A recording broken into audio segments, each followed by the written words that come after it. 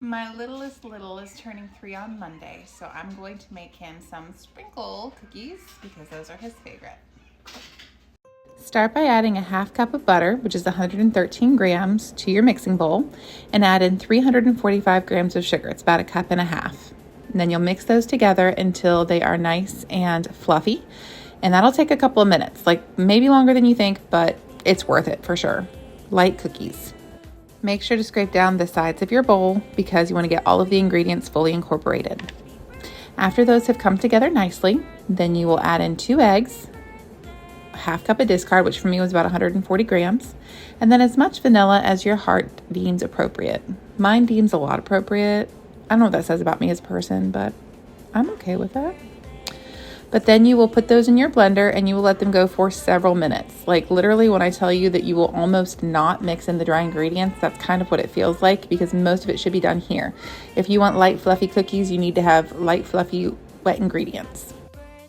While that's going for several minutes, you have plenty of time to assemble your dry ingredients. You'll start with 675 grams, which is 4.5 cups of all-purpose flour, 1 teaspoon of baking soda, 1 teaspoon salt, and a half teaspoon of baking powder. Then once all of those are in there, you'll give them a good mix and then set to the side to wait for your wets to fully incorporate.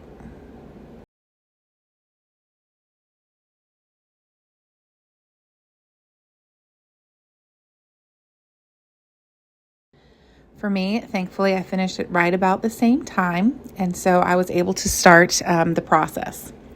Okay, I made sure to add in my dry ingredients in a couple of different spurts because I didn't want to do too much at once or I would create a nice little dust cloud, and I want to keep as much flour in my batter as possible. Between each go round, I made sure to scrape down my sides so that everything could be fully incorporated. At first, it's going to look pretty runny because, you're just taking your time with it, being slow, it's fine. But it will gradually get thicker, and the dough turned out to be pretty hefty. It's very substantial. But there's nothing wrong with a thick dough.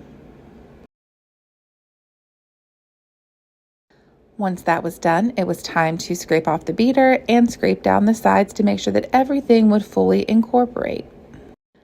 Last little bit of flour. Give it just the tiniest of blends because again, we don't want to blend it too much with the dry ingredients or else we'll have tough cookies, not chewy cookies. And that's the goal. So when it's finished, it looks pretty tough. And that's okay because that's how it's supposed to look. It's nice and thick. It's substantial. After that point, it will go into the fridge for at least 2 hours. Mine was overnight because that's just how my life worked out. But the next day, I was ready to begin my baking process. So I preheated my oven to 350 degrees, and then I rolled my dough balls. I made mine about 40 grams a piece. Honestly, I think that was pretty good. Make sure you do flatten the cookies into the sprinkles because they don't spread a ton. These ones don't spread very much.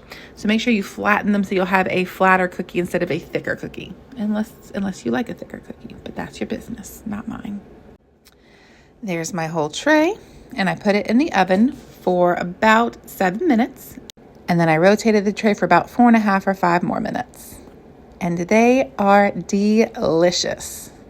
Honestly, better than the ones from the store, and I stand by that. You should try them. Tell me what you think.